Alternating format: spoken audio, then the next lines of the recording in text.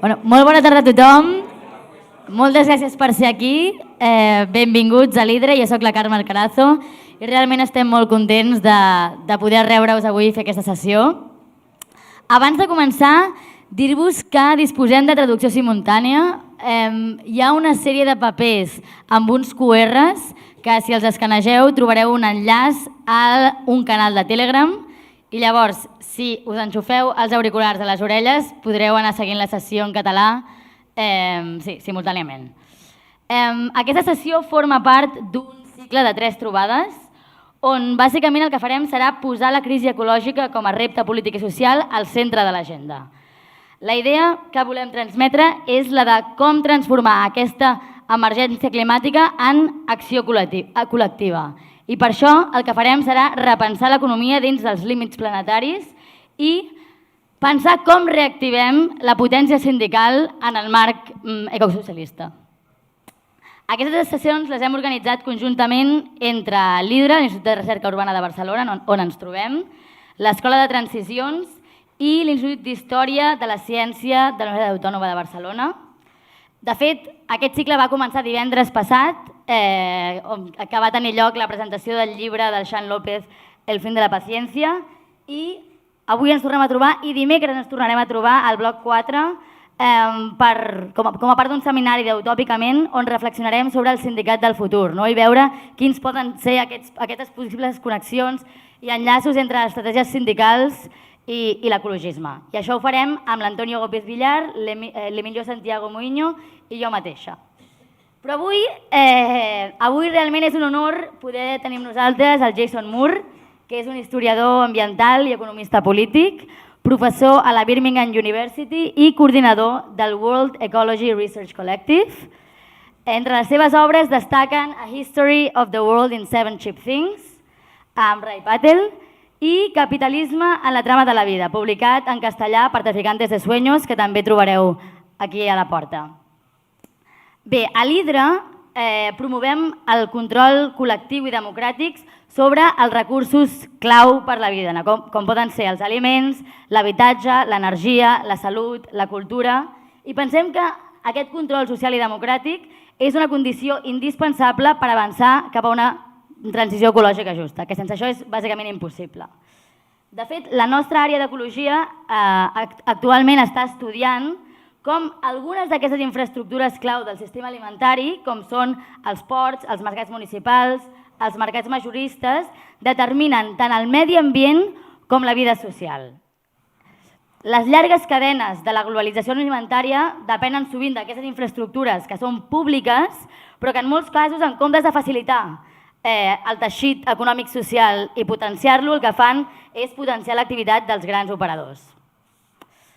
Llavors, el treball del Jason Moore realment ens ha inspirat moltíssim perquè ens ajuda a veure com aquests sistemes descansen en llargues històries de desigualtat, d'apropiació i d'explotació. De fet, estem especialment agraïts per la seva aportació a emmarcar el capitalisme no només com un sistema econòmic, sinó com una manera de gestionar la natura, inclòs el treball humà, les matèries primeres, l'energia o els aliments. I això ho fa de manera profundament desigual i ecològicament destructiva. Aquesta mirada, de fet, ha estat fonamental per redefinir la crisi ecològica com un repte sociopolític que exigeix una transformació sistèmica i un control democràtic de les infraestructures i els recursos que esmentàvem ara. I avui no només parlem que hi ha una ponència, sinó que també presentem una novetat editorial.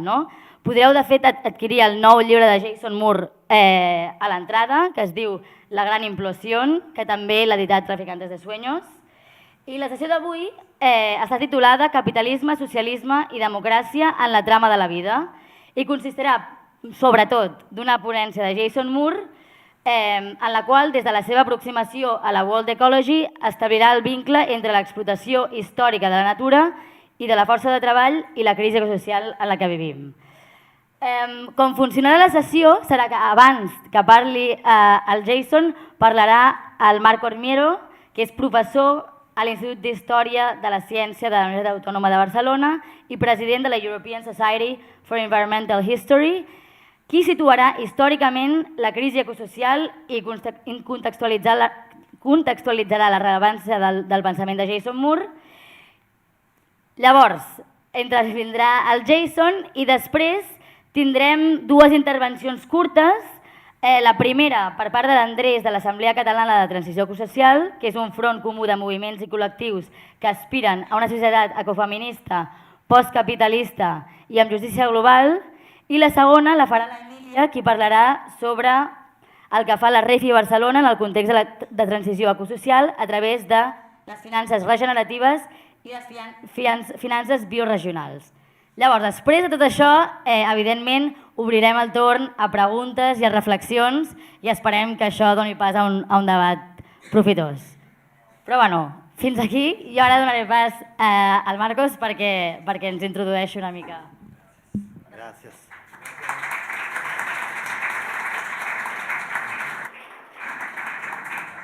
Okay, buona tarda. So I will speak in English. I have also my talk in Catalan. I translated with the artificial intelligence, which apparently cannot help my pronunciation. So everybody was laughing. And if you are thinking that my English is very bad, you can imagine how my Catalan would be. So be patient, but I will say very few things, so I will not take too much of your time. My name is Marc Armiero. I am an ICREA professor at the Institute for the History of Science at the Autonoma. A very warm welcome to all of you for being here today. A big thank you to Hydra, which has been the driving force behind this event. And most importantly, I would like to express my gratitude to my dear friend, Professor Jason Moore, who has generously accepted our invitation to join us today. I will introduce him in a moment, but you have already heard all about him. Before we begin our meeting, I would like to acknowledge the genocide currently taking place in Gaza. We are privileged to be here without the fear of being killed, without suffering from hunger, and without the pain of having lost a child, a relative, or a dear friend.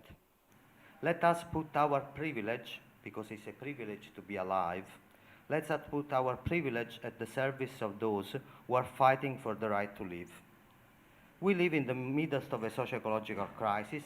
The far right, often animated by openly fascist sympathies, is on the rise everywhere. They propose simplistic explanation for everything. It's the immigrants. This is what they are repeating for more or less everything. It's the immigrants' fault, while offering an escape route based on the myth of individual success. According to the Vice President of the United States, professors are the enemy. But why do fascists hate universities so much and love military barracks? I can mention three main reasons. They hate spaces where people are trained to ask questions and develop critical thinking. Second, they see university as places for disorder, where the social order is challenged. And finally, they fear spaces where activists can meet and get organized. I have learned that an acampada, a pro-Palestina acampada, is back at the Autonoma, and maybe this is why they hate the university so much. Now, don't get me wrong, fascists hate university so much that they actually see them, the university, for what they could be, better than the universities really are. Nonetheless, their hatred for universities is also proof that we need events like this one. Raymond Williams, the renewed British Marxist literary scholar, once said that we need new ideas because we need new relationships. And Jason Moore has been a prolific generator of new ideas in our collective quest for new socio-ecological relationships. Capitalism is a concept he has helped to develop, making it a crucial element in dismantling the Anthropocene logic. The very concept of world ecology, a framework that overcomes nature-society dichotomy, is a powerful tool for understanding the capitalism works through nature rather than acting upon nature.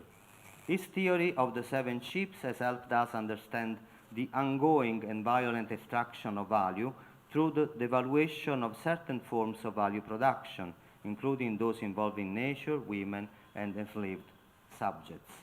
I met Jason many years ago, we think maybe 20, when we organized a workshop in Coimbra on imperial ecologies and labor. Since then, I have always been impressed by Jason's generosity towards comrades. Jason is a scholar who genuinely seeks to build community. He participated in a workshop in Beijing to support the translation of my Westocene book, seeing me and my conceptual work as allies and not competitors, something that is not so common, believe me, in academia. Jason is someone who has not lost his passion for building a collective movement against capitalism, despite having experienced firsthand how, too often, our community tends to operate through division rather than solidarity.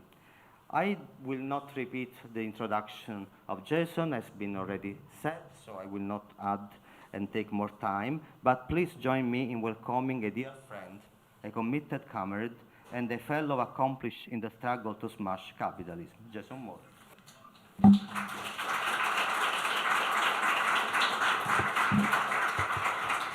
Thank you. Thank you very much. Thank you to my dear comrade, Marco. Thank you to the comrades at IDRA. And most of all, thank you to everyone here willing to survive the sauna that we are in the midst of. I will do my best to make this worth your time and your discomfort. So we live in a moment of the profound crisis of liberal democracy, of liberalism as a geoculture that first emerged after the French and industrial revolutions of the late 18th century. We'll come back to that. But for now, we know the climate mantra. The end times are upon us. Everyone agrees, or at least it feels that way. Activists, journalists, eco-socialists, historians, scientists, climate change brings the end times, and only a state of emergency can save us. Here's Roger Hallam, co-founder of Extinction Rebellion. He tells the BBC in 2019, "I am talking about the slaughter, death, and starvation of 6 billion people this century. That's what the science predicts." Remember those words, the science. Hallam is echoed by the prominent eco-socialist John Bellamy Foster, who opens a recent book this way, quote, "Capitalist commodity production threatens an existential crisis in the human relation to the earth." For the superstar historian Dipesh Chakrabarty, modernity, we dare not say capitalism, is destabilizing the boundary parameters of human existence. In more lurid and popular form, a genre of climate porn journalism has proliferated. Think of David Wallace Wells' The Uninhabitable Earth, insisting that everything points towards that, the uninhabitable Earth. And even the recent American president, Sleepy Joe Biden, carbonizer in chief, says to the United States, says to the nation, that the climate crisis is an existential threat. It reminds me of the old joke, how do you know when a politician is lying? When his lips are moving. Well, in a prescient early summary of climate emergency thinking, about 13 years ago, a young glaciologist named Jason Box put it concisely on Twitter, "We're fucked." Well, whether or not we are fucked is an open question.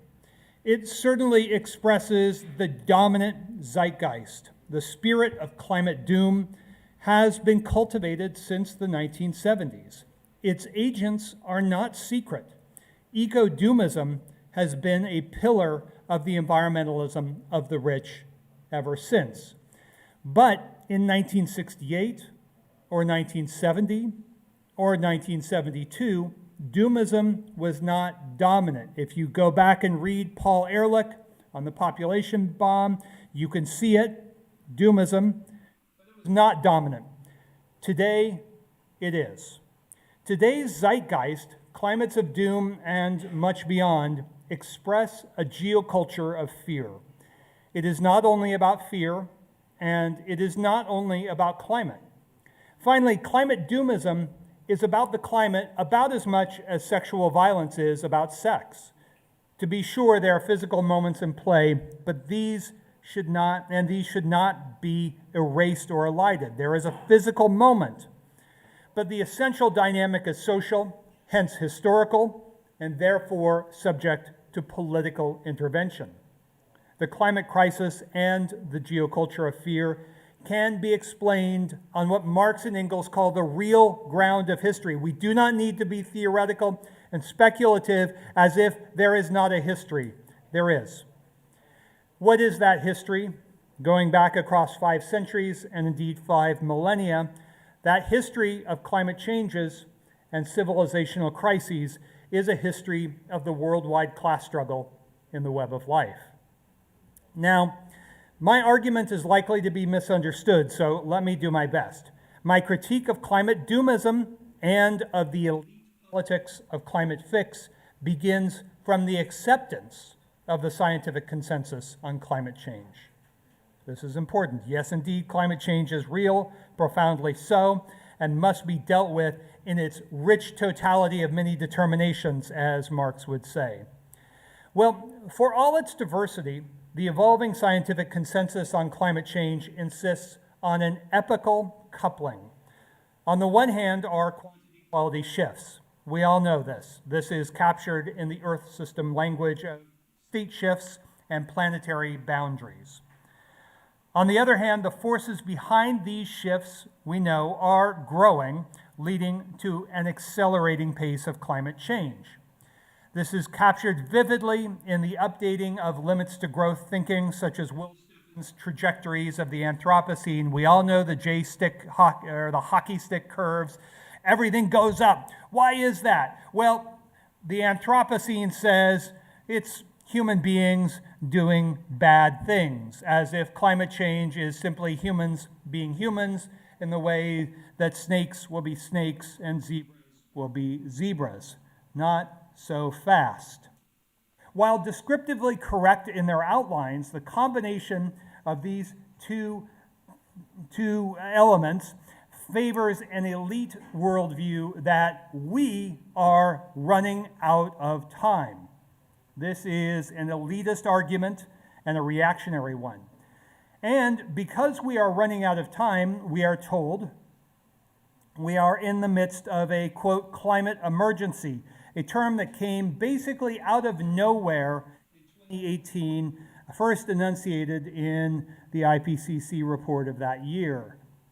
Therefore, again, we are told, state of emergency politics, not popular democracy, are required. The science, remember Hallam, the science tells us so, good science. My blood runs cold whenever I hear those words, good science.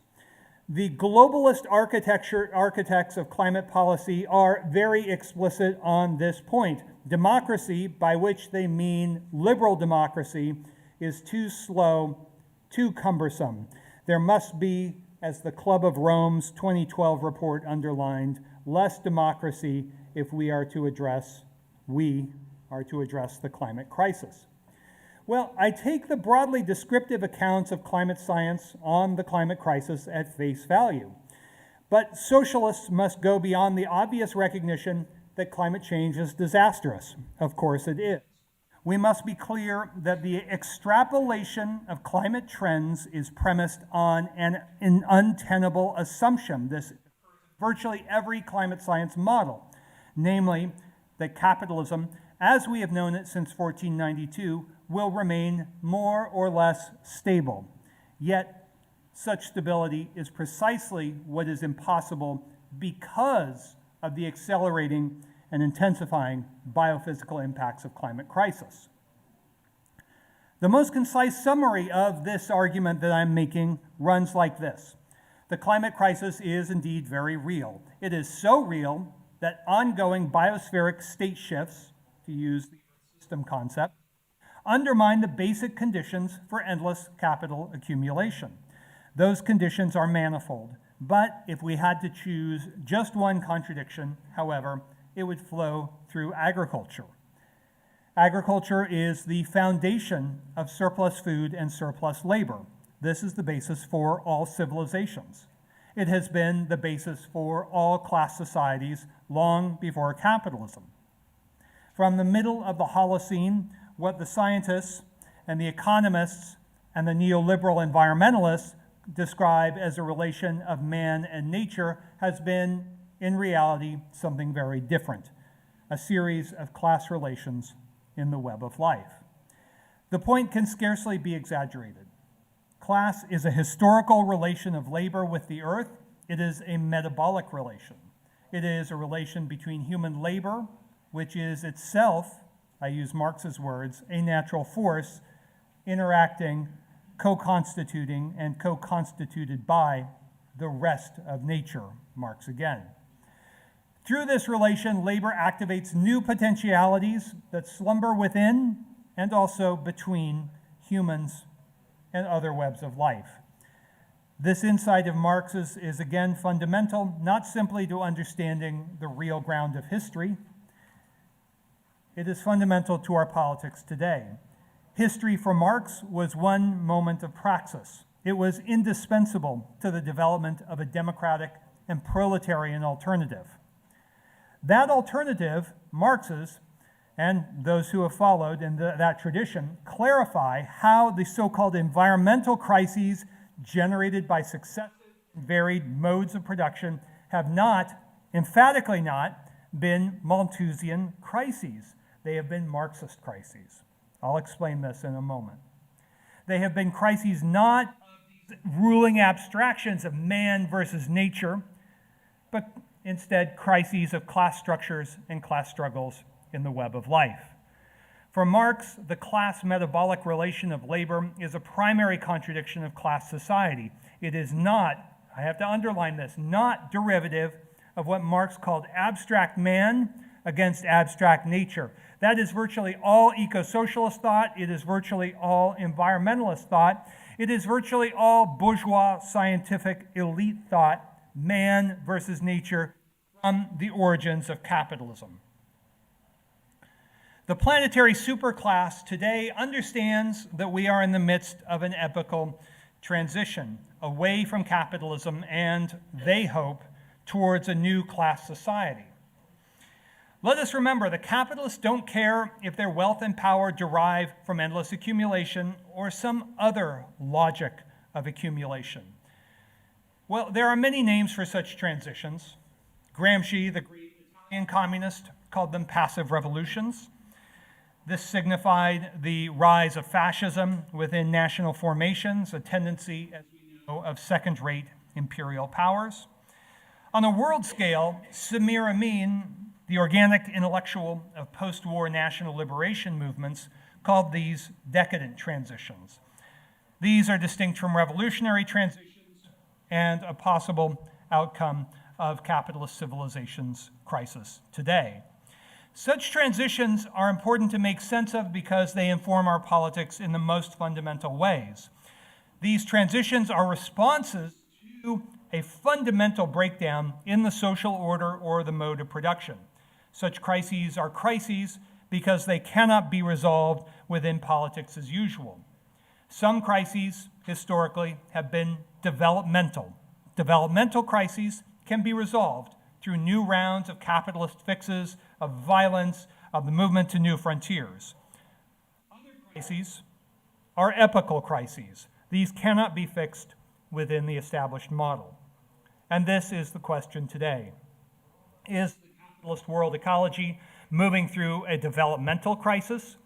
If so, this would resemble the great crises that began in the 1550s, in the 1770s, in the 1890s, in the 1970s. Each was fixed, not solved, but fixed through a new imperialism, a new accumulation regime, new technological mixes, and much beyond.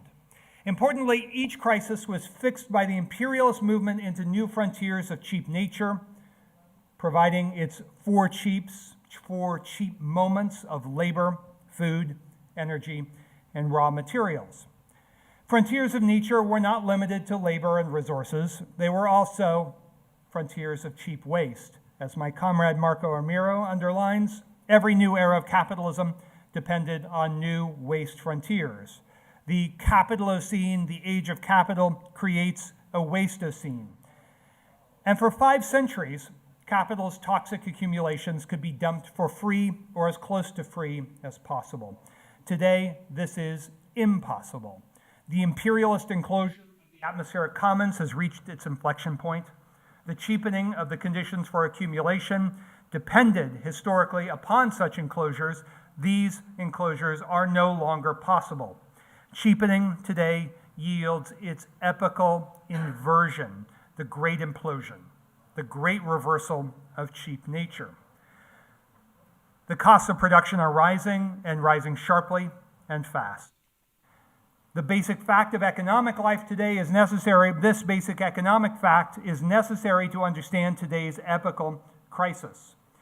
The morbid symptoms, as Gramsci would say, of the end of cheap nature surround us. World war, climate crisis, the replacement of liberal democracy with forms of managed democracy and inverted totalitarianism, to lean on Sheldon Wolin's groundbreaking thesis. And make no mistake about it, those morbid symptoms are not limited to the so-called populist right.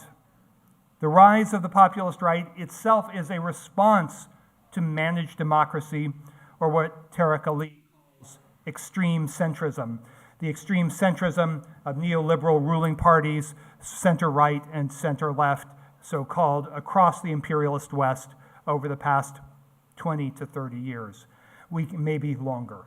We can and must be critical of the populist right. The primary contradiction is not emanating from these reactions. It is the result of centrist liberalism and its social basis, its class basis, in a hyper-centralized capitalist class. The capitalist class is more centralized than ever in its history. It is unimaginably centralized from the standpoint of the theorists of monopoly capitalism, Rosa Luxemburg, Vladimir Lenin, and many others over a century ago. It's no longer the 1%, as Occupy Wall Street like to say, it's the 0.1%. So if ours is not a developmental crisis, it must be an epochal crisis. The transition from feudalism to capitalism was one such epochal crisis. And for a quarter century, I have argued that today's planetary crisis originated then in the crisis of feudalism in the long 14th century. How can we know this? Well, simply put, there was a revolution in the mobilization of labor and the transformation of environments after 1492. That's an empirical statement. In the 2 centuries after 1550, the share of European and American populations dependent on the global circuit of capital grew rapidly. By the 18th century, it was perhaps half the economically active population. Socialists used to think about such questions instead of man versus nature. They used to think about class formation as central to making sense of the problems of our times. Of course, Marx made this argument for England, but he also knew that his observations were not limited to England. The creation of a world semi-proletariat depended upon and enabled an environment-making revolution unprecedented in human history, long before the Industrial Revolution. The scale, the scope, and the speed of environmental change realized a quantum leap in these centuries between 1550 and 1750, roughly. The rate of environmental change was often an order of magnitude greater than pre-capitalist civilizations. The contrast with feudalism was dramatic. Marx should not be surprised at any of this. Marx understood that capitalist development joined the soil and the worker as a differentiated unity. The worker and the soil, the proletariat, and, if you will, the biotariat, the valorized work of planetary life. They form a concrete historical unity. From this, it follows the climate question, the biosphere question, are labor questions. They are class struggles in the web of life. The crisis of feudalism bears directly on socialist praxis today. Recall that praxis always involves two moments, again dialectically joined. The moment of the present and its strategic dilemmas, that's one. And the other moment is the present as history. And that history is emphatically world historical. Even though everything in the academic world pushed back against that, they pushed back against it not because it was wrong, but because it was correct, that the transformation of everyday life, of humans, and the rest of life is a world historical process. It is empirically verifiable, as Marx and Engels remind us. And in the long 16th century, through global conquest, married to commerce, Europe's bankers, kings, and priests and soldiers, they engineered a transition from one class society to another. This was a decadent transition. Remember Samir Amin's turn of phrase. It occurred in response to the climate class conjuncture of the long 14th century. There are crucial parallels with our times today. A favorable climate turned unfavorable. The agricultural regime stagnated. New diseases appeared. And the ruling classes tried to squeeze more surplus labor from the direct producers, and inequality worsened. Sound familiar? This is not the first time. But none of that in medieval Europe, in 14th century Europe, created an epochal crisis.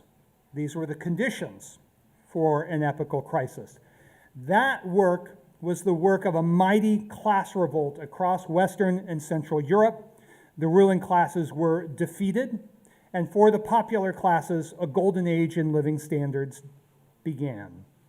The crisis of feudalism involved many catastrophes for many people, but it was not a collapse, as neo-Malthusians tell us. It was not a question of so-called overshoot or carrying capacity or an outsized ecological footprint, as, you guessed it, the neo-Malthusians also tell us. It was a crisis and a transition determined by the class struggle in the web of life. The crisis of feudalism was not a Malthusian crisis, it was a Marxist crisis.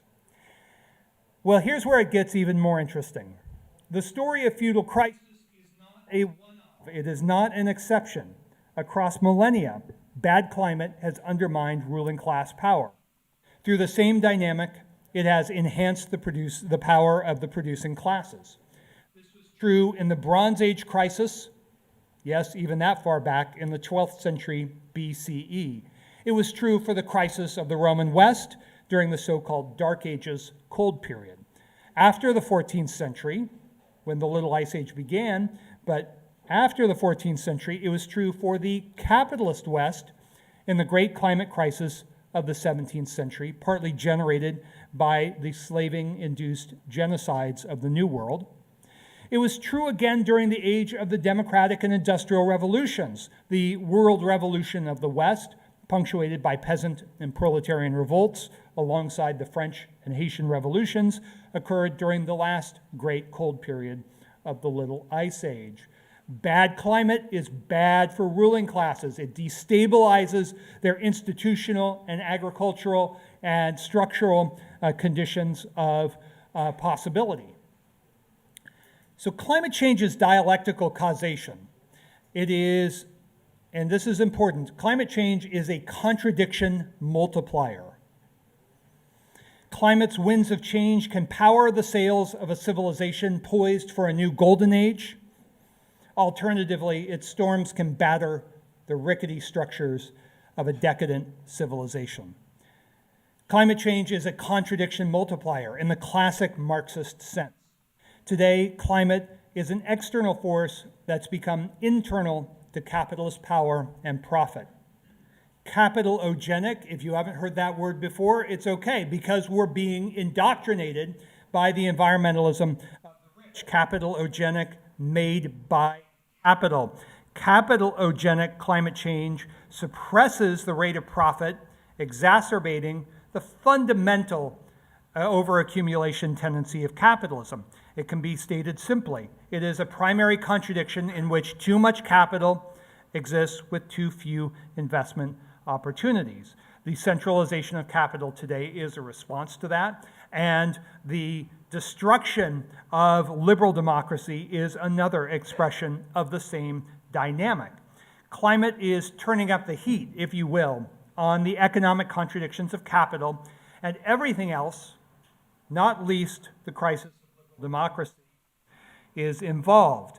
Climate crisis, accumulation crisis, the crisis of bourgeois democracy are distinctive expressions of a singular problem, the contradictions of capitalism as world ecology, capitalism in the web of life. This is not a polycrisis of many sort of abstractly interconnecting problems. It is a singular crisis with many distinctive mediations and expressions.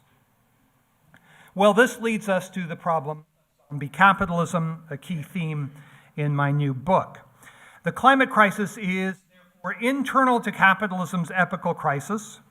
It signals capitalism's zombie phase. Its source of vitality, capitalism's vitality, cheap nature, has vanished. The essential cheapening of life, labor, and life ways continues in all the old ways, but without the old results of attenuating the accumulation problem. Agricultural and labor productivity growth is slowing dramatically, which erodes the socio-ecological basis of progress with an uppercase P in an emphatically sarcastic sense. But the myth of progress is fundamental here, and its world historical counterpoint has been bourgeois democracy. In this epochal inversion, the great implosion of cheap nature, the costs of production no longer fall, they rise. They generate all manner of morbid and deadly symptoms, and within this morbid cocoon of epochal crisis gestates the possibilities for revolution, from above and also from below. Today's ruling classes don't care if they rule over a capitalist or a post-capitalist order. They care about maintaining their grip on wealth and power. Why should this matter to our climate politics? Well, because today's ruling classes are fully prepared to embrace a strategy of climate mitigation and climate adaptation so long as two conditions obtain. This is what I call the new climate consensus. First, the costs must be borne by the bottom 80% of the world. This is the function of environmentalism in my view. Not the environmentalism of working classes, but the actual concrete historical formation of the environmentalism of the rich, about which I will explain more in a moment. Secondly, ruling class power and wealth must be protected. And this explains the North Atlantic ruling class's embrace of climate emergency rhetoric and its ramping up the volume of a geoculture of fear. Fear is so important for the powerful. We learned this during the pandemic. Fear is not a mobilizer. Fear is a paralyzer. Fear encourages credulity. Fear makes us dumb. Indeed, as Frank Herbert reminds us, fear is the mind killer and the key ingredient in today's politics of fear, and indeed in the politics of fear for the past 5 centuries, has been nature. Nature with an uppercase N. Nature is a ruling idea. And so this is not the nature of the soils and streams of the web of life, but the nature of authoritarians and fascists. And yes, even many liberals, from Malthus to Galton and Haeckel to the environmental imaginary since 1968. Think Paul Ehrlich, think Garrett Hardin. If they weren't fascist, they were certainly fascist adjacent, Hardin especially. The politics of fear are also a politics of fix. The fear and the fix are joined. Climate doomism is ideologically, culturally, and politically part of a broader elite climate politics, and the ongoing decomposition of liberal democracy is fundamental to these new climate politics, this new climate consensus. That elite consensus seeks to mitigate and adapt to the climate transition in a way that will accomplish an epochal transition. That politics of transition will kill these two birds with one stone. It will balance the costs of climate mitigation and adaptation on the backs and bellies of the bottom 80% in and authoritarian climate austerity. Essentially, think a global replay of the de facto growth freeze on Latin America and sub-Saharan Africa after the Volcker shocks of 1979 to 1982, the hiking of the interest rate, and then the militarized hard and soft power creation of a debt crisis. And to accomplish this climate mitigation, climate adaptation strategy, the minimally democratic character of liberal democracies must be thoroughly contained, civil liberties gutted, and the security, intelligence, tech apparatus dramatically expanded. The ICT, the information communication sector, from the very beginning, going back to the 1950s and 60s, was always strategically a creation of the military-industrial complex, and then with Silicon Valley, or Surveillance Valley, as Yasha Levine, the journalist, calls it, that Google, Oracle, all of these outfits are put into business by the intelligence services. So zombie capitalism's epical crisis leads inevitably towards a post-capitalist order, but not, of course, not necessarily a socialist or popular democratic order. This remains a possibility. Today it's looking not so good.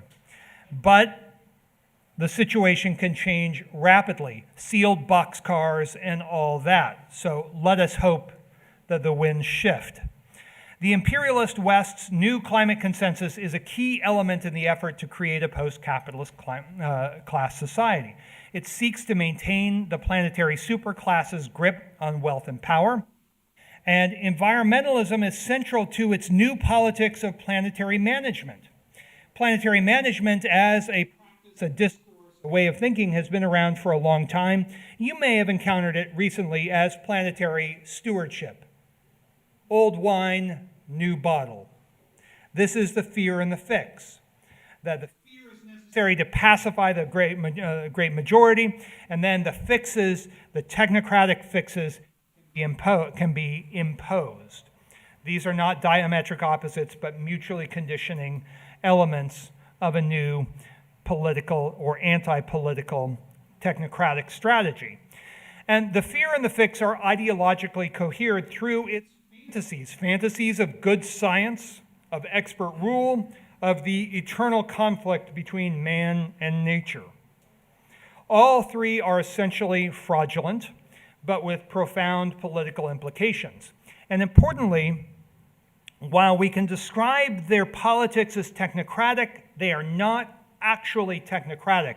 They are a rule of experts, but not a rule by experts. Well, who are the rulers? The left today almost always avoids the answer, certainly within the universities.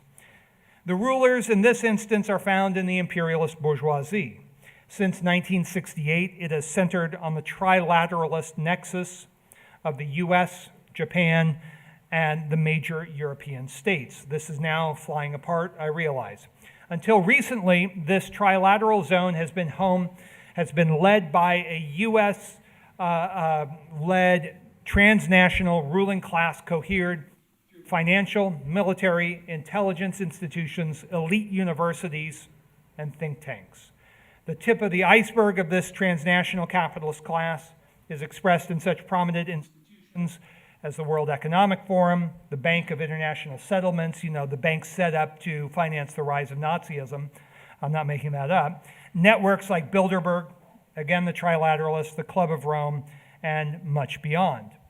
Well, starting in the late 1960s, these institutions cohered in response to Third World revolt. This is important to understand the history of environmentalism. This revolt was diverse, including the rise of OPEC, the non-aligned movement, the new international economic order, nationalist and socialist revolutions across the decolonizing world. The history of modern environmentalism is the environmentalism of the rich, as Martinez Allier reminds us, and was intimately joined to this process of transnational class formation and the counter-revolutions that followed all across the neoliberal era, from the Jakarta option to the shock doctrines to everything else. This was a long and bloody wave of counter-revolutions across the Third World and the socialist states in Eastern Europe. I will therefore focus on the triple crisis and its implications for the imperial West. The triple crisis is the end of cheap nature, with climate crisis at its center, the crisis of liberal democracy, and the crisis of overaccumulation. This is, as I mentioned, not a polycrisis, but a singular crisis with three major expressions. Well, so if this is an epochal crisis, it is a moment of the politics of decadent transition. Remember Samir Amin's term, decadent transition, a passive revolution. This is what happened in the transition from feudalism to capitalism. Feudalism's ruling classes were defeated, and they stumbled upon a new mode of production through the conquest of the Americas. A very short description of a very big history. The geoculture of fear is not new, but it's central. It has a new salience. As the material conditions for the bourgeois claim of progress wither, the material basis withers, then the politics of fear has to come in to justify the enormous restriction and collapsing of liberal democracy. And that's a way to understand how the geoculture of fear has reached a tipping point. Existential threat rhetoric is everywhere these days. Nature, modernity's most dangerous word, is its greatest reservoir. But other existential threats recur. Terrorism, the Islamic East, Iran, the Slavic East, Russia, the Asian East, China. These are all narrated as the savages, the zone of the barbarians, the threat to civilization. And underpinning all of that logic is nature, is the idea of this conflict between man and nature, and the role of the enlightened, of the civilizers, to come and manage that contradiction. Civilization, man, nature, these are the least innocent words of power in the conceptual language of our times. So the geoculture of fear finds its lifeblood in nature. If George Orwell were writing today, the great enemy of totalitarian capitalism would be obvious to him: nature, with an uppercase N. Nature justifies, and I draw on Orwell's phrasing here, nature justifies the battlefield and the torture chamber. Nature delivers the great fear.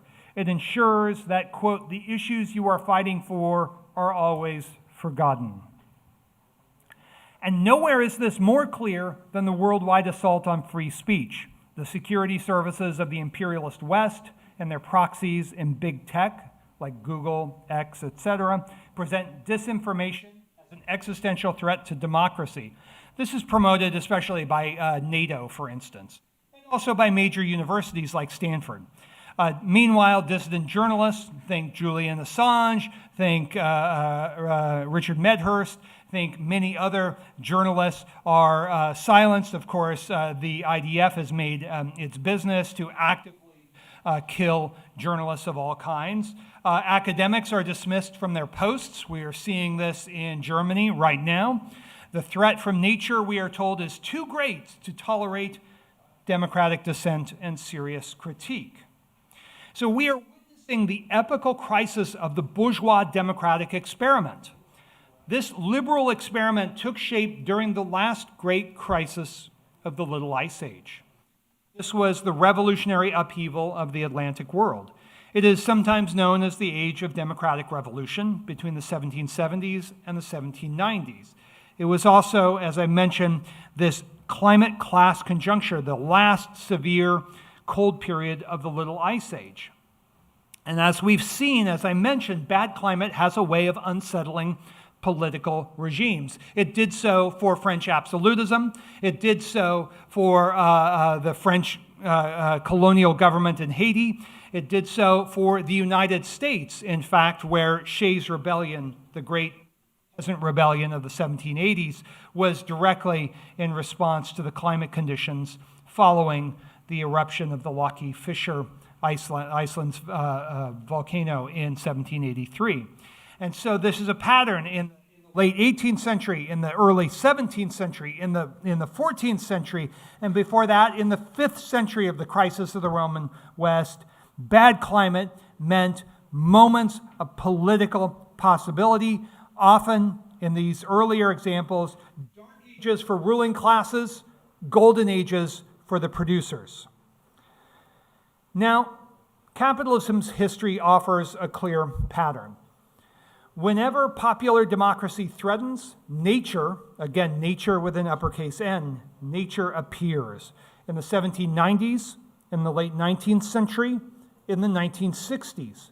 Each moment of popular revolt was met with the bourgeoisie's return to nature. We've discovered nature. Sometimes it was population, sometimes it was genetics, sometimes it was, population in the 1960s.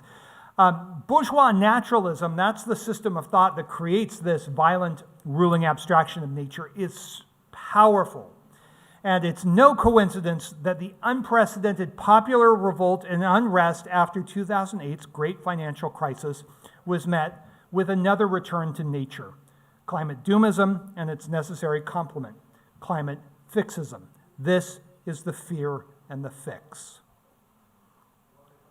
Since 2018, the fear and the fix have been closely joined to the claim that we live in a climate emergency. This language had previously appeared, but only sporadically. And then all at once. When fear-mongering language appears overnight, we know powerful interests are in play. State of emergency rhetoric is dangerous.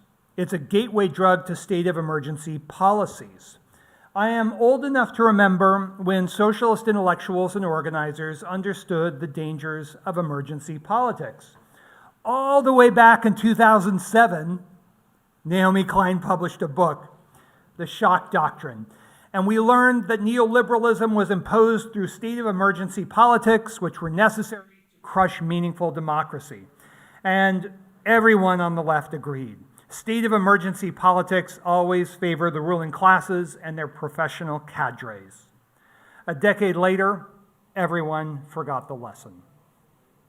Everyone politely nodded along as socialists wrote books and gave lectures about the climate emergency again and again. Here, I have to turn to Orwell once more.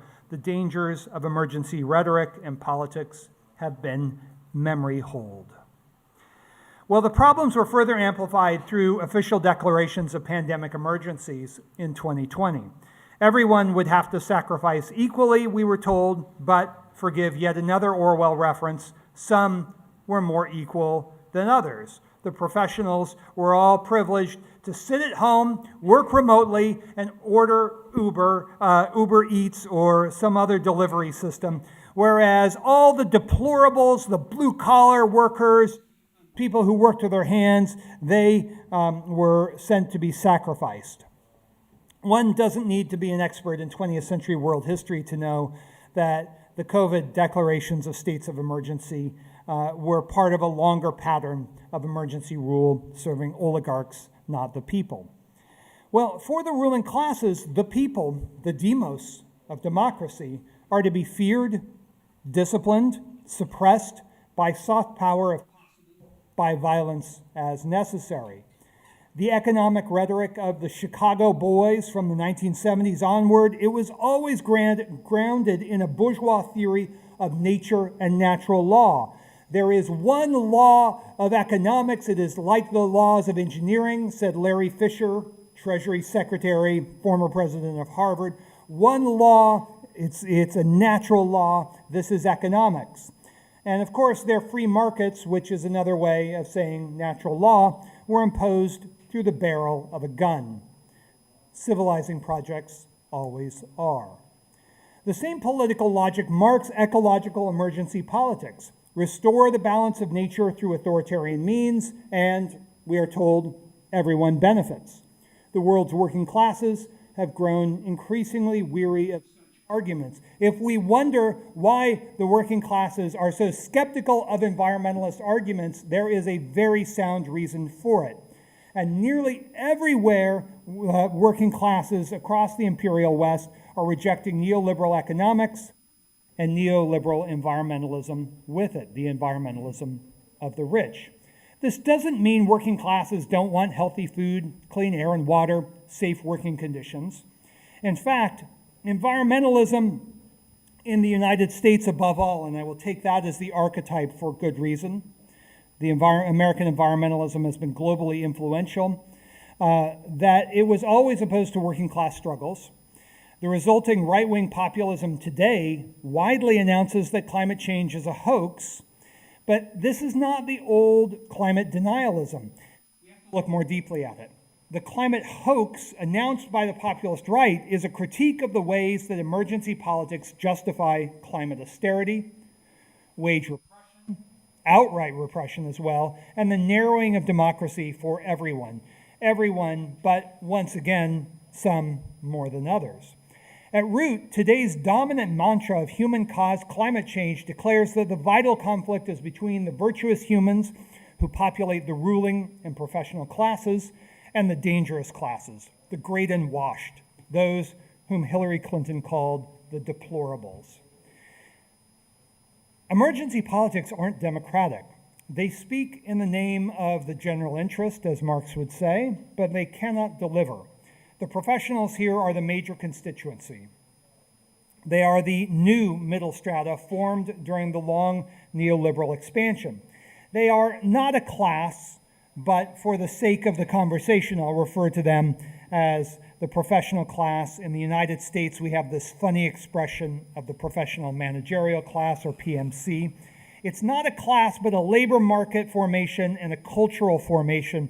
And we can go into the nitty-gritty of that class analysis.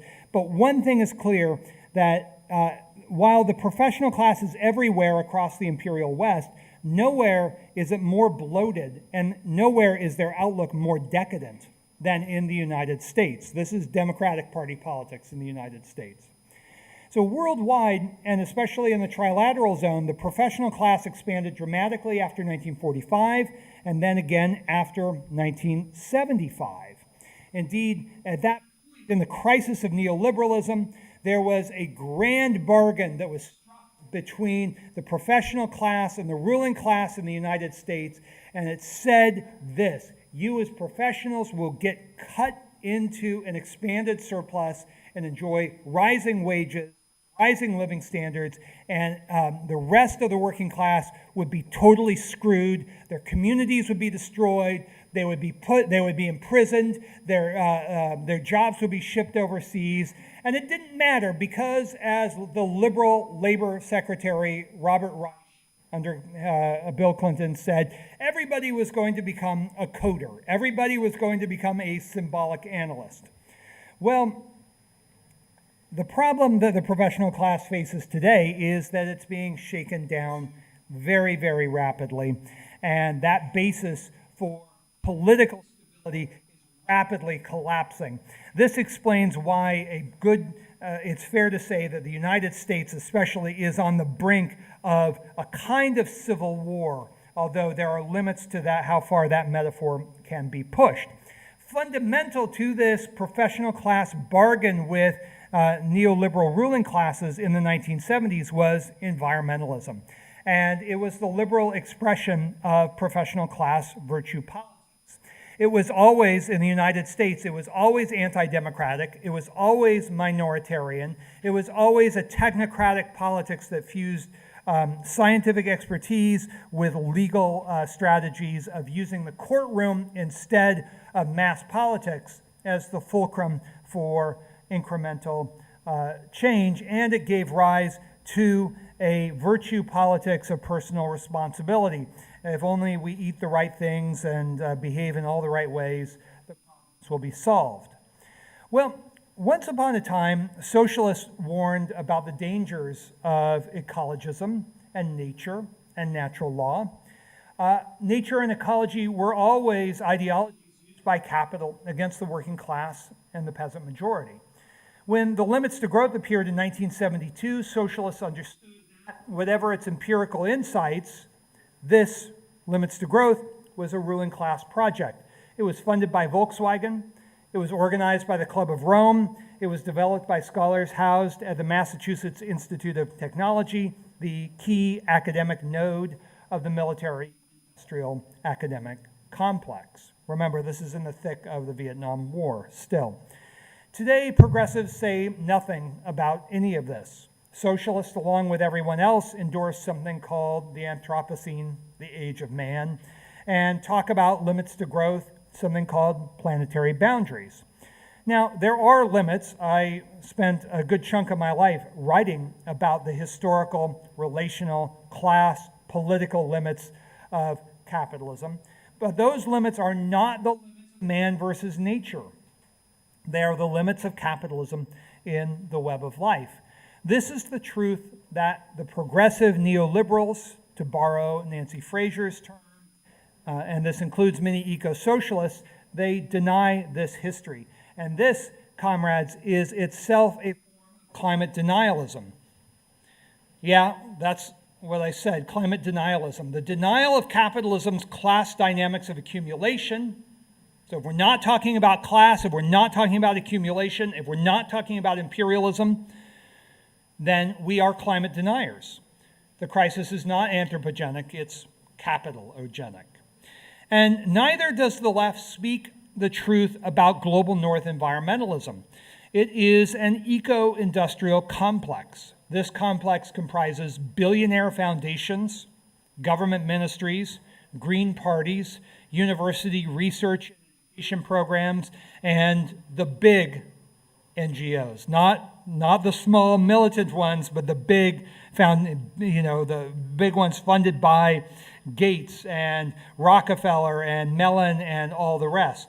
This eco-industrial complex is the concrete expression of environmentalism's anti-democratic tendency.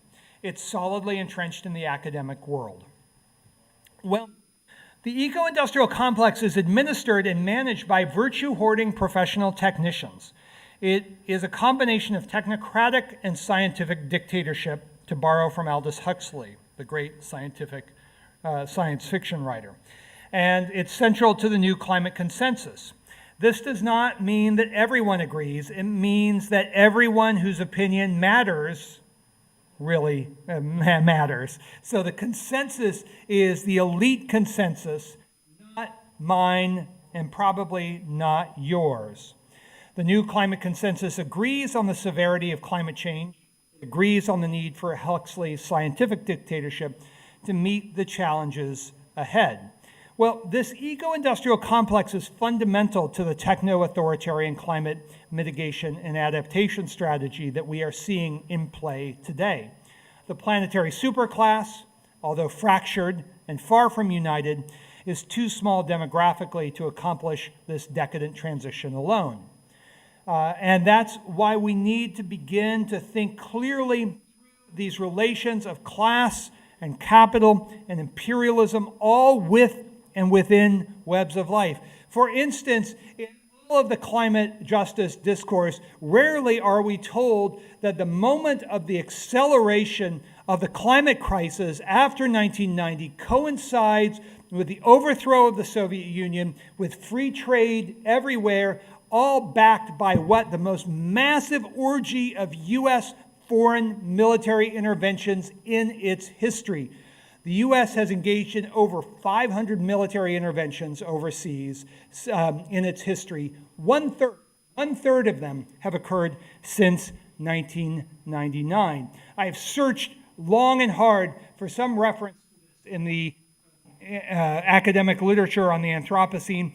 There is a deafening silence. And that means that when we are confronted with a simmering world war, we can look at Gaza, we can look at Ukraine, we can look at the Sahel, we can look at the U.S. military presence around the world, its bloated trillion-dollar, 900 military base apparatus, that we have to begin. We can't think through climate if we can't understand that climate crisis is both cause and effect of a drive towards world war.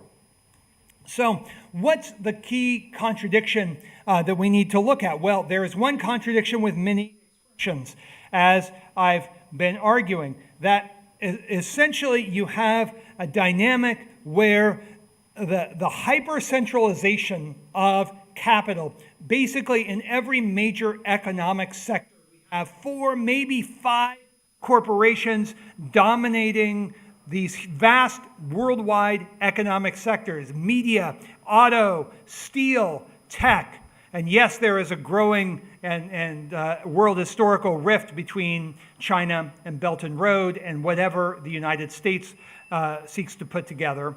We'll see. But you have this hyper-centralization of capital, which is a response to the internal exhaustion of capitalism to invest profitably. So what is happening is a shift from an economic mode of accumulation that is secured by politics, that's the model of the past 5 centuries, to a model of political accumulation in which the interlocking directorates of economic and political power are more tightly bound than ever before, and it is interests of the leading states to suppress democracy, even the little democracy that was real in liberal democracy, to suppress that democracy. Why? Because there's no more progress, there is no more surplus to redistribute and buy off the working classes. Now, of those working classes, the professionals are central to the stability of political regimes, and déclassé and destabilized professional classes are dangerous for political rule, because once they discover they're proletarians after all, then they start to say, hey, they start to open up and reveal the contradictions of capitalism. And we are seeing precisely this. Since 2008, the professional classes have been downsized again and again and again. AI, even though AI's dangers are sometimes overstated, AI is expelling professional class labor. We've seen this in tech, we've seen this in media, and very few environmental thinkers are taking these questions seriously. And so when we begin to consider the politics of our times as enfolding and unfolding this dynamic of power, profit, and life, of capital and class and empire and political struggles, we must begin to locate these contradictions on the real ground of history and to understand that the possibilities of the present, even though they seem narrower than ever, are in fact greater than ever. And against the arguments of elitist climate change, we need to advance a view of popular democratization that confronts the fraudulent and fantastical claims of liberal democracy, whose economic basis is now exhausted. Liberal democracy is now giving way to a kind of guardrail totalitarianism. That's maybe too much of an Anglo-American expression, but we can't trust the people to make up their own minds. We can't trust that people will evaluate information as critical thinkers. And I will tell you that many of the most critical thinkers that I encounter in my everyday life are not professionals. They're people who work with their hands every single day and are able to see through the phony claims of the rich and powerful and their academic experts at every point. So, what should we do? What are the solutions to moving forward? Well, let's push back against rule by the technocrats, rule coming out of these hyper-centralized, anti-democratic organizations, not just corporations. Look at the European Union. Of course, the United States federal government is essentially, there's a formal democratic, outside and inside it's run by the administrative and security state. And we have to understand that as Naomi Klein argued the crisis of the climate is a crisis of democracy, and then she sort of backed off the implications. We need to do the opposite. We need to advance the implications, and we need to understand that bad climate is destabilizing for the ruling classes. Yes, it is dangerous for the vast majority, and many people are suffering, have been suffering, will continue to suffer, but not merely from climate events. The Israeli genocide in Gaza is a crucial expression of the end of capitalism and the kind of hyper-pathology of civilization versus savagery. Indeed, they narrated, the Israelis themselves narrated in precisely those terms. So I would say this, that against the climate doomists, against the neo-Malthusians who talk about a climate breakdown, we must cease to be terrified of the breakdown of the system.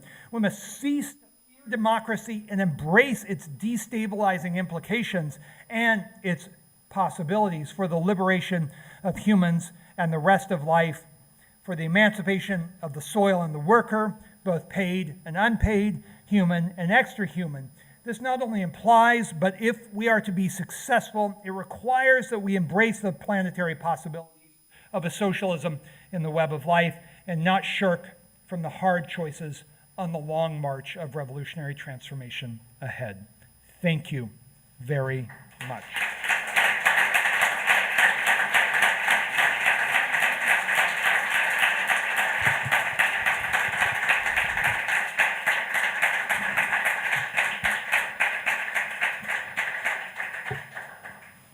Moltíssimes gràcies, Jason Moore. Abans d'obrir les preguntes al públic, primer li donaré paraula a l'Andrés, d'acte de l'Assemblea Catalana per la Transició Ecosocial, i després li passaré el micròfon a l'Emília per fer unes primeres preguntes. Gràcies. Hola. Moltes gràcies, Carme. Moltes gràcies. Fa goig veure la sala així. Moltes gràcies a Hidra també per convidar-nos a l'Assemblea de Transició Ecosocial. Jo soc l'Andrés Granadero, vinc en representació de les companyes. Per qui no coneixeu a ACTA, som un col·lectiu que ens vam formar fa 2 anys. Som un col·lectiu amb la missió de catalitzar una articulació de moviments i lluites per impulsar aquesta transició ecosocial tan necessària. Es va veure aquesta necessitat d'articular-nos perquè hi ha moltes lluites, lluites per la defensa de drets, lluites per la defensa de la vida, en la que estan immerses aquestes lluites, però no hi ha un espai de coordinació entre totes elles. Llavors, en aquest col·lectiu estem intentant fer aquest espai de catalització, d'articulació. Les nostres funcions són ser una veu en el debat públic en el que la transició ecosocial sigui una prioritat, en el desenvolupar un programa polític compartit i fomentar la cohesió dels moviments socials al voltant d'una visió comuna. Això significa, per exemple, parlar amb sindicats de treball, parlar amb sindicats de l'habitatge, parlar amb les lluites ecologistes, totes aquestes que aparentment poden estar contraposades, però que hem de trobar un espai en comú on articular-nos i on trobar aquests espais i aquestes solucions comunes. I llavors, com ho estem articulant tot això? Ara mateix estem en un procés de pactes. L'estratègia que hem aconseguit posar endavant és una estratègia de pactes. L'objectiu final és fer un pacte per la transició ecosocial entre diferents parts i com estem treballant som grups de treball en el que s'estan recollint moltes mesures de molta gent que porta molt de temps treballant, porten dècades i dècades treballant en la lluita, gent que porta des de sindicats, moviments socials, moviments per defensar la terra. Aquests grups estem recollint totes aquestes mesures i alhora estem treballant en paral·lel amb gent referent en cada un d'aquests àmbits, gent que li hem dit de consells consultius, veig cares conegudes per aquí, en el que ens estan ajudant molt.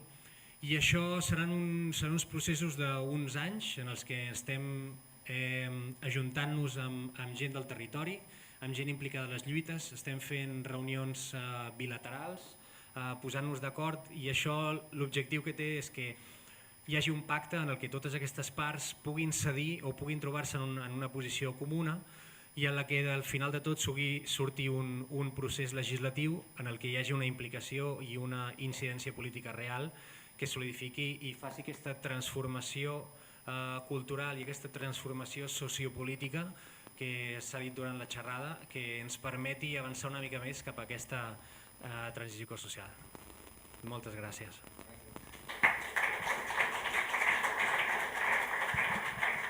I ara donarem peu a l'Emília, del Refi Barcelona.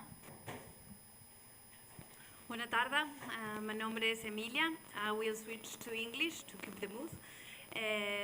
So I'm a co-founder of ReFi Barcelona, and we touch many of the topics that you discussed today: the centralization of information, the centralization of the economy, and with data, the technology, and this is what we are trying to build with ReFi Barcelona. That is part of ReFi means regenerative finance. So the hypothesis is to how can we use finance and technology to regenerate Earth.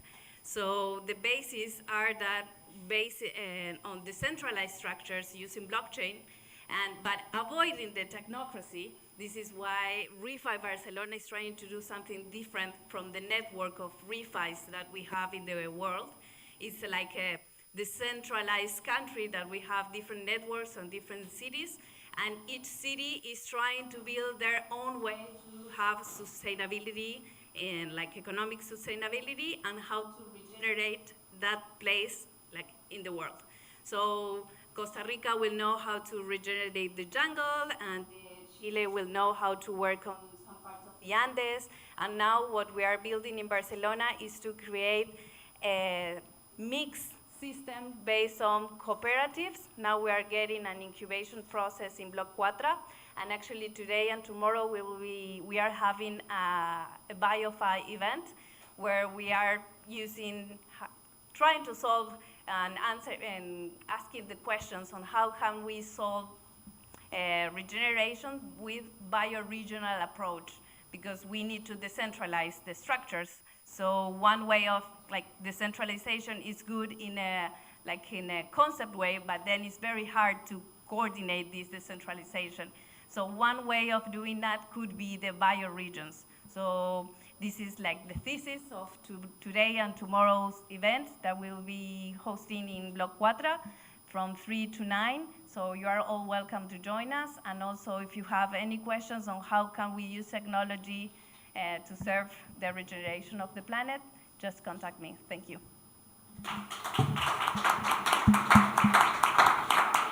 Bueno, moltíssimes gràcies. Volíem donar peu a dues experiències locals que poguessin traduir algunes de les coses que s'han anat dient, però ara la idea és que anem passant el micro i que podeu fer preguntes, sobretot, intervencions breus i que es pugui obrir una mica un diàleg.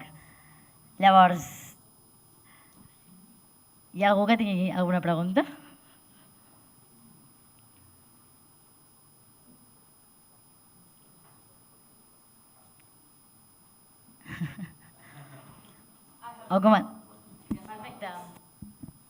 So, Jason, thank you so much for your talk. It's very inspiring and also like mind-blowing. Like, yeah, we have a lot of problems.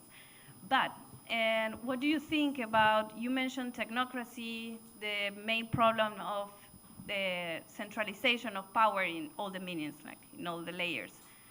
What do you think that it's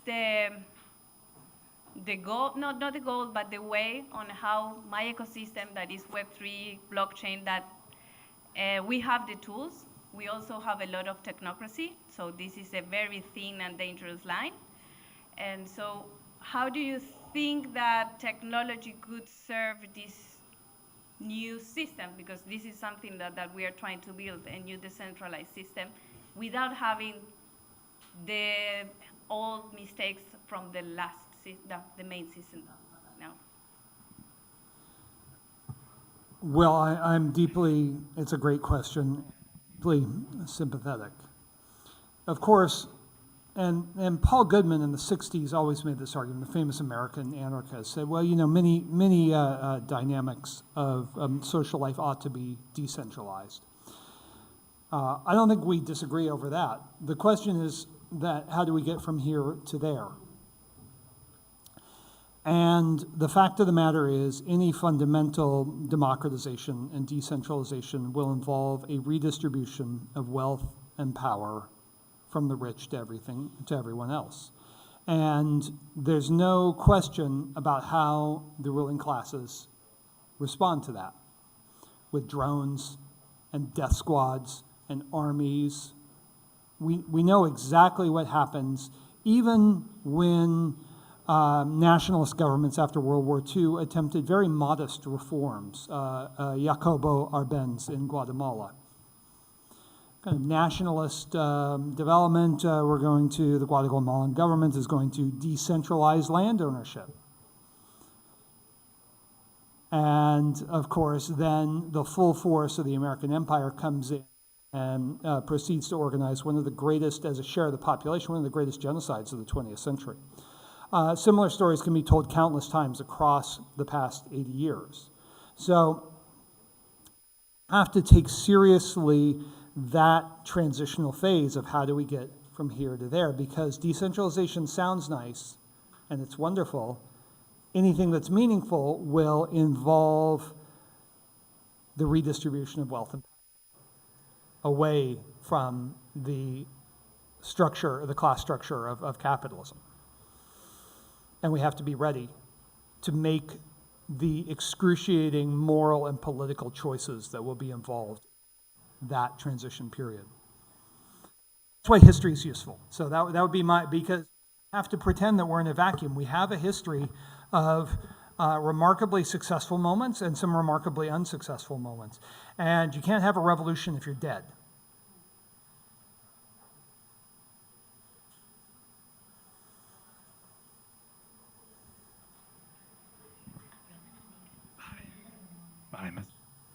Thank you very much, JC. Yeah, I'm from Wales, so my Catalan's very bad as well. So Me too. no, so thank you very much. I was completely convinced, inspired by your framing of the man versus nature dichotomy as a tool of bourgeois domination, accumulation, and so on. I'm wondering if you think this is a purely instrumental tool, or if you think it's something that is held actually by bourgeois groups. And secondly, two terms which weren't mentioned here, and it occurred to me that these are maybe two battlegrounds at the moment, which is the term culture and also ethnicity, as perhaps in times have been ways to solve that contradiction for bourgeois politics and so You're on. right. Well, you're totally right. I mean, the United States is ground zero for a kind of professional ruling class version of what my friend Christian Parenti calls diversitarianism. And essentially what the play was, and there's a version of this talk where I go into this more, is that the professional class was in fact diversified certainly by gender, and even very, very strongly by race. So the African American professional class grows very, very fast, even while the black working class in the United States is incarcerated, impoverished, and just, the ruling class is just kicking the living daylights out of them. So that's, and yet that's been transformed into this divide and conquer wokeism. Let's look at how to divide everyone, instead of being honest to understand that race emerges out of naturalism, ideologically, and then race is largely, and ethnicity is largely a function of the political construction of labor markets, which nobody wants to talk about. It looks like you and I would have a great conversation on this. And then there's no question that man and nature is a kind of structure of feeling, as Raymond Williams would say. No doubt about it, that these folks believe, and when somebody that I profoundly disagree with, like Michael Schellenberger, says environmentalism is a kind of secular religion, he's not wrong. He's not wrong that there's this kind of deep belief that it's man versus nature, even for many socialists. Even though Marx was obsessed with denouncing one intellectual figure above all, Malthus. And what was Malthus doing? It wasn't about population. I mean, empirically, although he had no grasp on empirics, was a natural law defense of class inequality. And I guarantee, I mean, you realize this, but 99 out of 100 environmentalists who are familiar with Malthus will not be able to say that. And that's a failure of the socialist left. So, and yet it's felt so deeply. So even the prominent critical intellectual superstars like Donna Haraway say, well, we should stop blaming capitalism for because population is a huge problem. By the way, this is not my interpretation. These are her words. Sometimes people get very mad at me for criticizing Donna Haraway. using Donna Haraway's own words. But it's not so. But critical baby boomers especially, have that effective, almost like a habitus of its population. So it's a fantastic question. Thank you.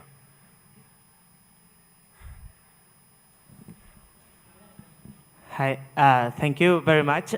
So I understand that from the political side, what you're saying is that the regime towards which capitalists are strategically trying to tend is this state of emergency, but economically, this lack of investment opportunities and this capital concentration, what's the strategy that you think that capitalists have for that? Is it war, like a massive capital destruction that generates new investment opportunities, or how do you think they can solve that? Let me give you the sound bite that the great world historical shift is from the ruling classes seeking to advance the rate of profit or to provide the political, social, and ecological conditions to advance the rate of profit for capital.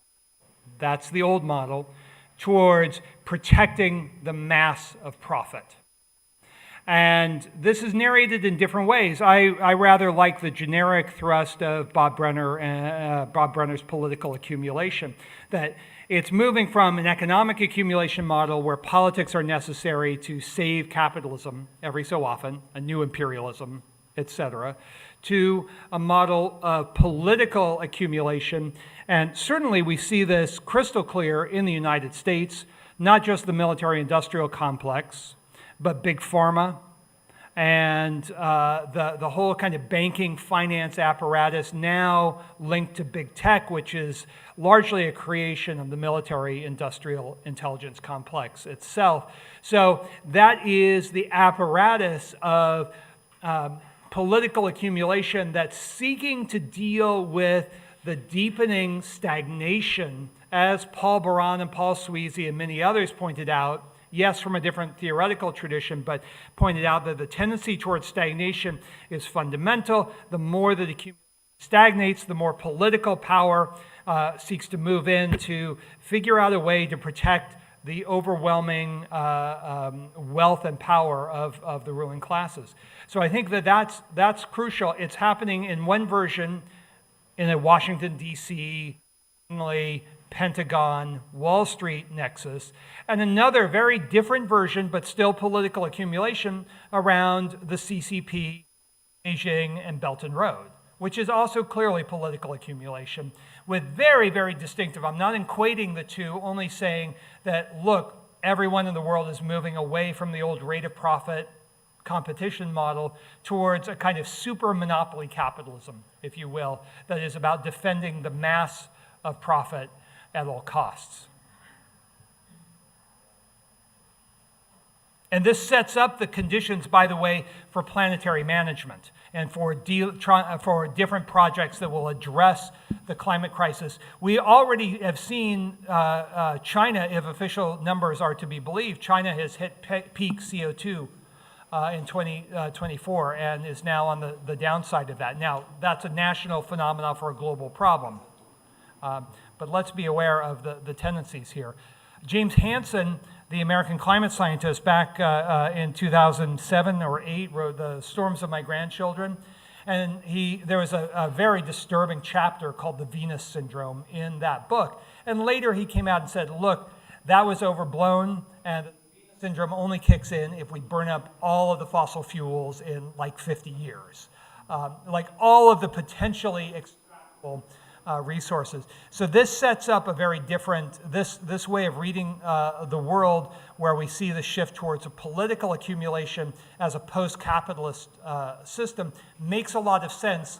And let me just remind everyone, capitalism didn't invent banks, it didn't invent commodity production, it didn't invent the proletariat, it didn't invent distance trade, that it was simply capitalism systematically joins these in a very distinctive and unusual way that allows the great empires to conquer the world for capital. And so many of the elements of capitalist society will surely continue into a post-capitalist regime. I just want very briefly, but we were commenting in IDRA yesterday, the title of your talk, like Capitalism, Socialism, and Democracy, it's a reference, I guess, to the Schumpeter and the way how he ends up, right? To, like, he was a Marxist actually, but he was somehow predicting that capitalism will collapse by the lack of democracy, and it's similar how the way you end up today, like giving a bit of hope. Well, just wanted to know if it was for this reference and what was the relation that you want to give us with this title? So Schumpeter was one of the last great bourgeois economists. Probably Schumpeter and Keynes. And there have been no serious bourgeois economists ever. I mean, some interesting people, don't get me wrong. And he was a conservative. His greatest student was Paul Sweezy, who went to found Monthly Review and the beacon of anti-imperialist Marxism for a long time. Schumpeter rightly understood that capitalism's contradictions were not its failures, but its successes, and that it created. He had a lot of respect for Marx, even though he hated Marx. And very few bourgeois thinkers have that kind of honesty. Like, I love you, but I hate you. And so it's a nice turn of phrase, but more than that, it puts the political question of liberal democracy at the heart of our climate politics. And in my view, the left, and not just the climate left, believes they have indulged in a fantasy that they live in democracies. And the Western, however you want to define the imperialist West, the trilateral zone, they are not democracies. And that's a concrete history. I mean, we were talking about the CIA stealing the 1947 elections in Italy, establishing paramilitary secret armies under Operation Gladio. There is a deep and disturbing and dark history of the security state core of these liberal democracies that much of the has pretended doesn't exist. And so I think that bringing that question of real democracy into our climate politics, that has to include the decentralization point. That's fundamental. Some things shouldn't be decentralized. Like, it's hard to build a large-scale electrical grid on a case-by-case basis, and we can argue the particularities of that, but we can't get to that point because it involves a redistribution of wealth and power, and the military and security apparatus will always come in to scuttle that. So, like in the United States, when we had the environmental moment, it was directly in response. Basically, American environmentalism was totally a creation of elite institutions, of the Rockefeller and Ford Foundation, bringing the principles of the cultural Cold War home to the United States. Meanwhile, the FBI, maybe with U.S. Army intelligence, killed Martin Luther King and probably killed RFK on his road to the White House in June 1968. And those were not, of course, isolated, but we have to give up the idea that liberal democracy is actually democratic. Liberal democracy was always anti-democratic and elitist from the very beginning. And so the more seriously we can put together the political economy with the politics, with the environmental sensibility, then we can begin to move towards a higher synthesis. And that's what I've called world ecology, or elsewhere, the standpoint of the proletariat in the web of life. I know that might sound sort of old-fashioned, but sometimes old-fashioned is the way that we got to roll.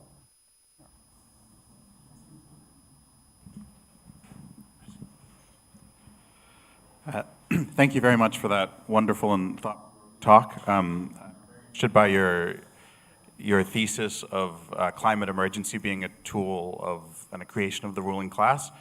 I'm just wondering how you sort of fit that with the past few years, where it feels like the liberal establishment on both sides of the Atlantic has kind of abandoned that. In last year's American presidential debates, I think they were only asked once about climate change, and Kamala just responded by bragging about how the Biden administration raised oil and gas production. And here in Europe, since 2022, it feels like liberal governments have put aside climate emergency as a dominant narrative and replaced it with Russian emergency. You're absolutely right with that.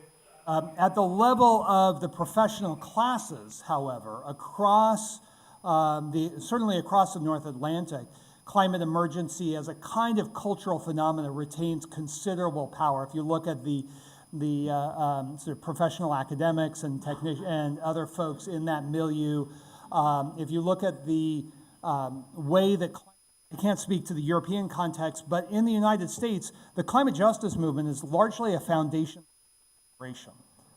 And climate emergency remains alive and well. However, what you said is absolutely right. There's a kind of rolling emergency of where is the external threat going to come from? It's COVID, it's climate, it's the Russians, all of whom Slavism comes out of a view of the savage Slavic East, just like the savage Arab East and all the rest of it. It comes out of the imaginary of nature. So you're absolutely right that there's a rolling sort of set of political priorities that are ongoing. That's right. As in terms of the cultural formation of trying to secure a kind of rump professional class, a downsized professional class, that climate emergency rhetoric has a significant role to play. And so I think at that level it's very, very significant. But your point is extremely well taken, and you're absolutely right. Agafarem un parell més de preguntes i anirem tancant. Ara és el moment, si voleu disparar. Well, thank you, Jason, for being here and your presentation. When capital, instead of the anthropos, let's say, it's set at the core of the ecological breakdown, let's say, and there's a common critique saying, okay, but look what happened in the Soviet Union. This was also disastrous in terms of, in ecological terms, blah, blah. Of course, this critique lacks a lot of historical knowledge and complexity, but I'm curious, how would you respond to this, to such critique? Well, it's not really a critique. It's an objection that's stated as an article of faith, but it comes out as a statement of fact. And it's not. If you look at those pronouncements of, say, the history of the Soviet Union, the environmental history of the Soviet Union, we've been really saved by a recent generation of scholars who have investigated this quite seriously. Salvatore Engel de Moro, a comrade of ours, has written a book called Social States and the Environment. It's a terrible title, but it's a very, very useful book. And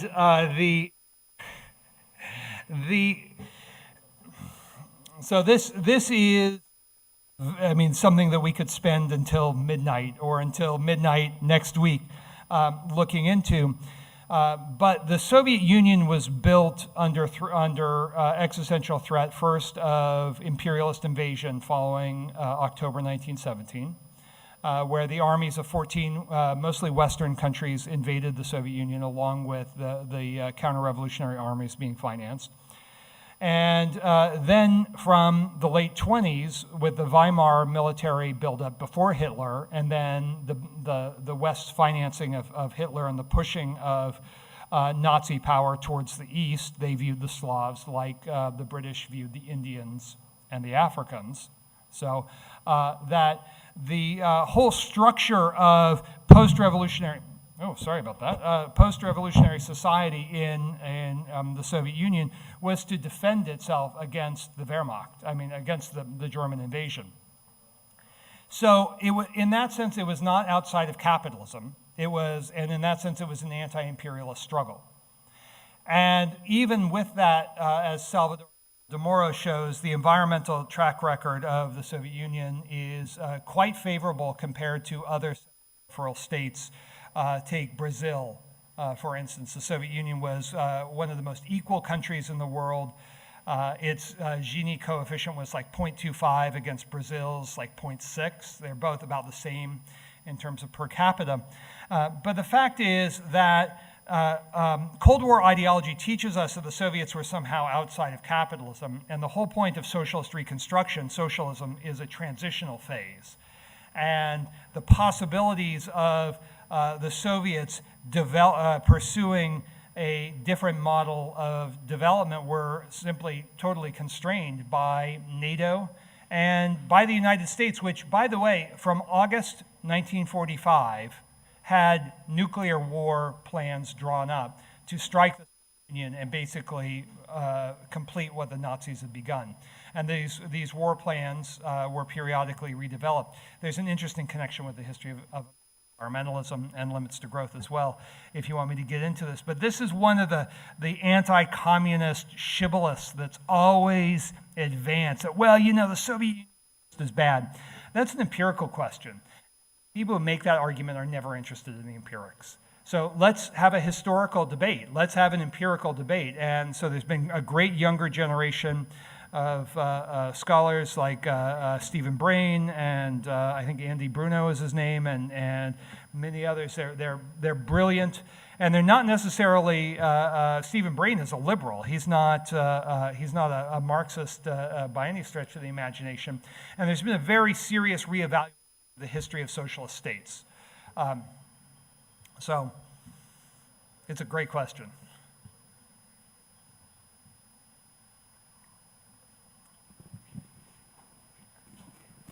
Thank you, Jason. I really like a lot your point about the state of emergency, because I believe that for many years we have thought, the environmentalist movement has thought that we needed a state of emergency to fight climate change, and making clear that the state of emergency has always been, at least historically, a tool of the ruling class to oppress any possibility of a revolution. I think it's crucial. So I completely follow you on this.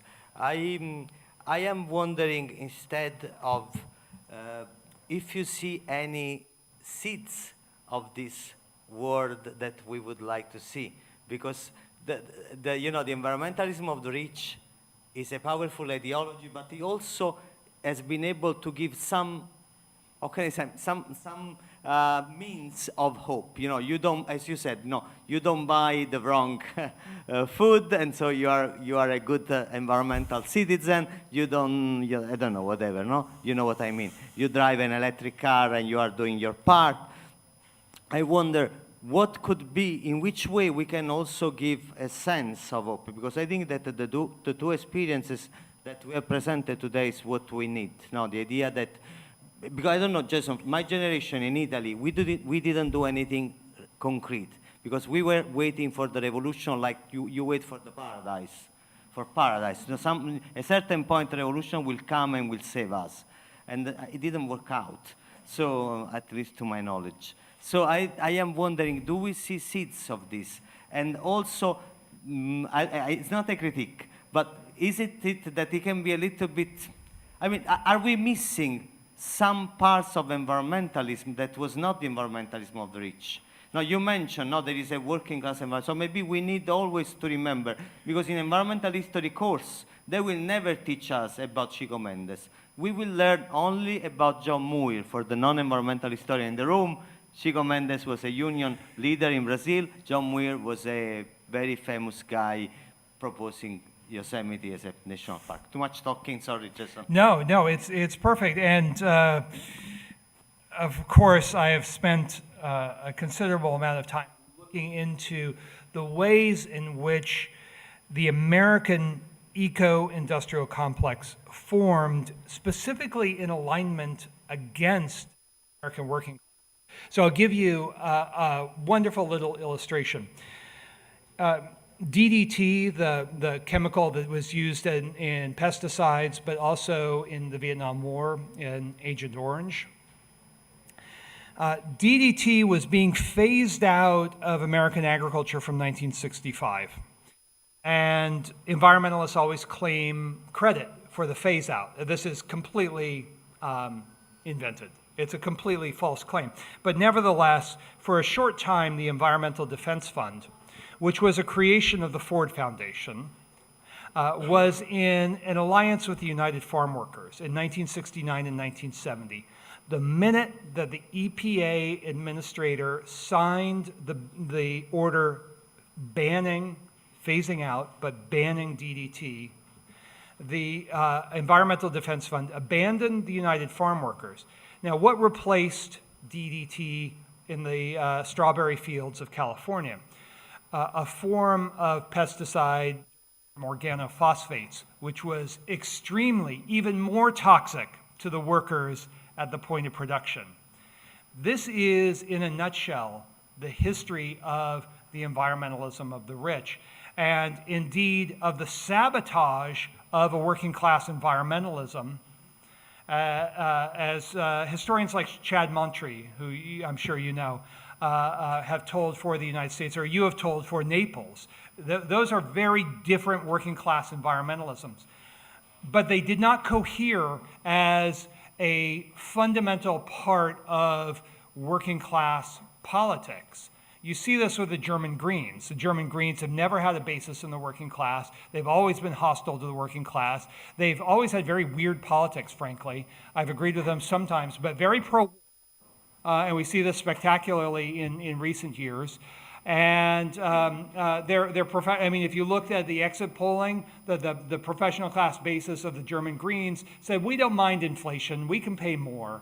And the voters for AfD and BSW were like, you know, fuck you, we can't afford any more for our groceries, for our utilities. So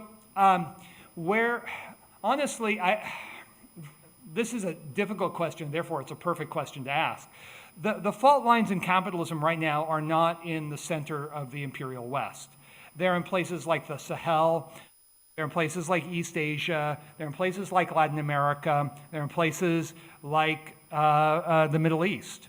Those are the fault lines. And because the left was so destroyed by the cultural Cold War in part, and by repression, and by neoliberal co-optation, and dirty tricks like we saw with the Labour government in the UK in 1975 and 6, the soft coup, as it's known, that the left was completely destroyed, and yet the level of social revolt and unrest, according to Andrei Koryatov, not a radical by any stretch of the imagination, the level of social unrest was off the charts in the decades, unprecedented.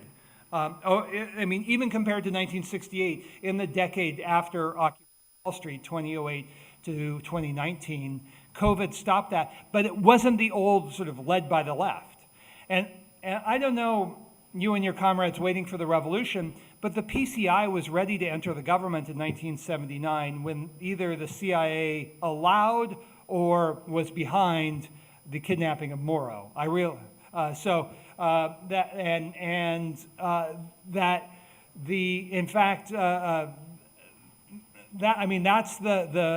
communist parties in Western Europe always assumed that they lived in a democracy, in a liberal democracy in which the rule of law would obtain. And they were wrong. I don't know if that changes anything. I mean, hindsight is perfect, but we have to be very serious about just how much democracy are the rulers going to get, and then what happens when they come after us. And you know, I'm in the United States. I saw what happened to Sanders, who for 30 years said we need an independent party, and then now has been carrying water, has been doing the work of the Democratic Party and the war machine for a decade. So that's, you know, that's the situation we're in. The historical basis for social peace is a belief in incremental reformism. And I don't think anyone believes that the future is going to be better. I don't think anyone seriously believes that. And least of all, in my neighborhood where, you know, my friends all work with their hands, they're drivers, they're mechanics, it's a very working class neighborhood, and they don't have any sense that, you know, the future is going to be better. University professors think the future is going to be better. So it's a fantastic question. Don't trust university professors about politics. And yes, I know what I'm saying. That includes me. But, you know, if there's something provocative, then take that. Moltíssimes gràcies, Jason Moore.